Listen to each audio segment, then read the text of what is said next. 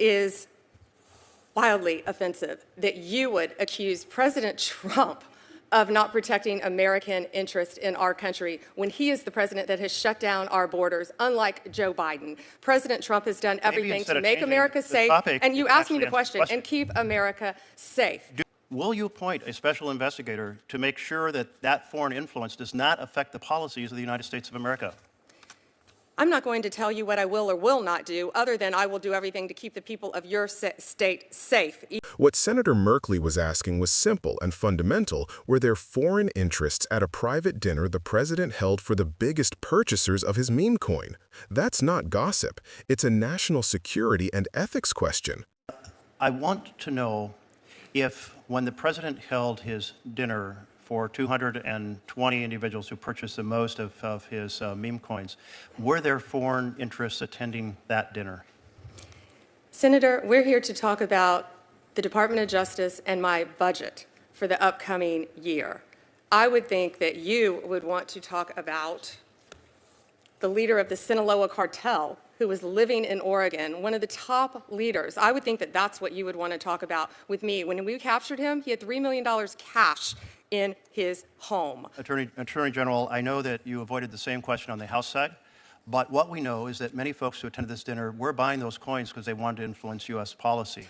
We had Mr. Javier Selgas, the head of Freight Technology, Inc., who said, I bought $2 million of these coins. I plan to buy $20 million because I want a favor from the president to change the policy regarding freight from Mexico to the United States.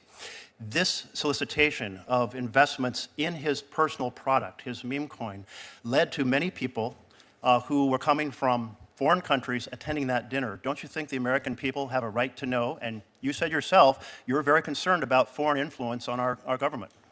Senator, it is wildly offensive that you would accuse President Trump of not protecting American interest in our country when he is the president that has shut down our borders, unlike Joe Biden. President Trump has done everything to make America safe, and you asked me the question, and keep America safe. Do you and know you're trying to play a gotcha question at a budget hearing when you have murders left and right in your state, violent crimes, and we are doing everything we can to help your liberal state, whether you're liberal or not. We're going to do everything we can to help the citizens of your state, and you're trying to avoid that because you're trying to play a gotcha question with the President of the United States, and it's not going to work. We're here to talk about our budget for public safety. I do believe that as the leader of the Department of Justice, you should be concerned about foreign influence. There was obviously a lot of foreign influence and individuals who said they were there for that reason. And so will you appoint a special investigator to make sure that that foreign influence does not affect the policies of the United States of America?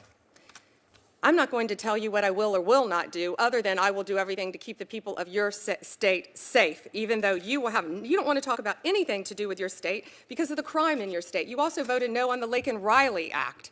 We are doing everything we can to protect the citizens of this country. You also said that President Trump encouraged protest. It was the opposite. He's done everything he can to keep us safe, and he will continue to, as well as the Department of Justice. It speaks volumes that you won't answer the question about transparency when the president is asking people to invest in his company and his products, and that foreigners are attending these events. I think transparency would be appropriate. Are you going to recommend any ethics guidelines to make sure that foreign influence does not find its way in through the doors of the White House? How do you characterize foreigners, the illegal aliens that have flowed into our country? Is that who you're talking about? You don't want to talk about them. You don't want to talk about the crime that has gone rampant throughout this country and your state.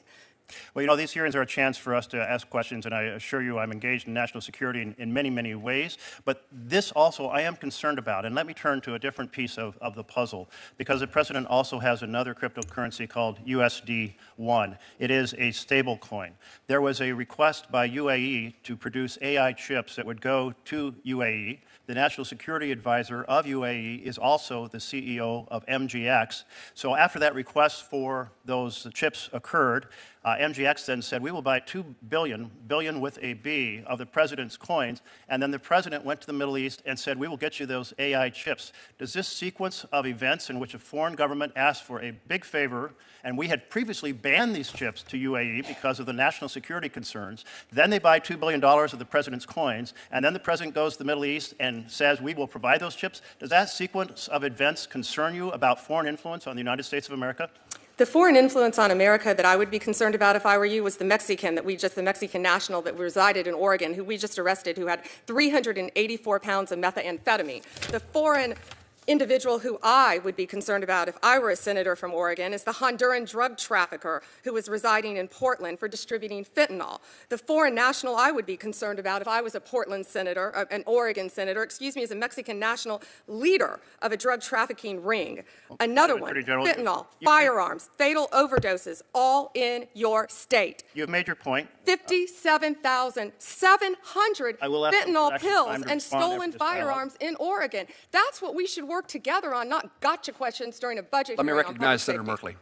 Thank you very much, Mr. Chairman. The Attorney General certainly has made the point that she's very concerned about issues that I'm concerned about as well regarding the security of this country. But let the record note that in terms of foreign influence and the sale of foreign influence through the president's coins, she absolutely refuses to respond and instead turns to a whole list of different topics. I think it's important for the leader of the Justice Department of the United States to be very concerned about foreign influence, and I encourage you to take on that topic and not consider it an offense that those of us who are concerned here, Democrats and Republicans, want Americans to make American decisions, not foreign influence being bought through crypto coins. Senator Murkowski. Chairman. When people pay millions for access to a sitting president, and when a significant share of those buyers are based overseas, we are not talking about a private party. We're talking about a potential avenue for foreign influence on American policy. Reporting shows the dinner drew roughly 220 top holders of the dollar Trump meme coin, and that many of the largest holders appear to be overseas. The Attorney General's response, pivoting to a litany of crime statistics in Oregon and refusing to engage directly on the question, was revealing. Oversight hearings are not theater, they're a constitutional tool. Senators are given this role precisely to ask uncomfortable questions that the public has a right to know. When leaders deflect instead of answering, it's the public that loses clarity and trust. But Merkley's concern wasn't hypothetical. There are concrete, headline-grabbing examples that underscore why this matters. Independent reporting documents transactions linking an Abu Dhabi-backed investment vehicle called MGX to purchases of USD1, a Trump-affiliated stablecoin. MGX then moved to use that currency in a multi-billion-dollar deal connected to Binance and other international deals. The sequence of foreign requests, a large purchase of a U.S.-linked stablecoin, and rapid diplomatic movement raises real questions about whether financial transactions were being used to curry favor or influence policy. Those facts have already prompted congressional letters and calls for investigation. Cryptocurrency's promise was decentralization and financial innovation. Its reality, in this episode, has been opacity and influence. Crypto markets can obscure who holds what and why. That makes them particularly attractive to actors, foreign or domestic, who want to buy access or sway decisions without transparent scrutiny. When a president's personal product becomes a vehicle for access, ordinary conflict of interest safeguards can break down. Ethics rules, disclosure norms, and emoluments protections exist for a reason, to prevent private gain from corrupting public duty. Numerous members of Congress and watchdog groups have already demanded the guest list and transaction records from that dinner. That's a necessary first step for public oversight. So what are the practical takeaways that viewers should understand, beyond the immediate drama of a senator pressing an official and an evasive answer? First, transparency matters. When elected officials or their families profit from new financial instruments and then invite high-value buyers to private meetings, there must be sunlight, full disclosure of attendees, full accounting of the transactions, and an independent review of whether any policy choices were linked to payments or promises. Without that, you can't separate legitimate business activity from improper influence. Second, crypto's regulatory gaps are a national security vulnerability. Stablecoins and meme coins have real-world effects. They move capital, they can be used to settle deals, and they can be used to route influence. If foreign governments or state-backed funds choose to transact in a leader-linked coin to gain access, the result is not just an ethics problem, it's a strategic risk. That's why Congress and regulators need to prioritize rules that require clear ownership disclosures, KYC, Know Your Customer, enforcement for large token holders, and rapid reporting when politically exposed persons are involved. Third, oversight must be active and independent. It's not sufficient for executive branch appointees to promise they'll do everything without committing to an independent review. The right response to this moment would be a transparent, independent inquiry, led by career investigators or a special counsel where warranted, that can subpoena transaction records, interview attendees, and determine whether any quid pro quo occurred. Waiting for voluntary compliance will not cut it. Finally, this is about democratic norms, not partisanship.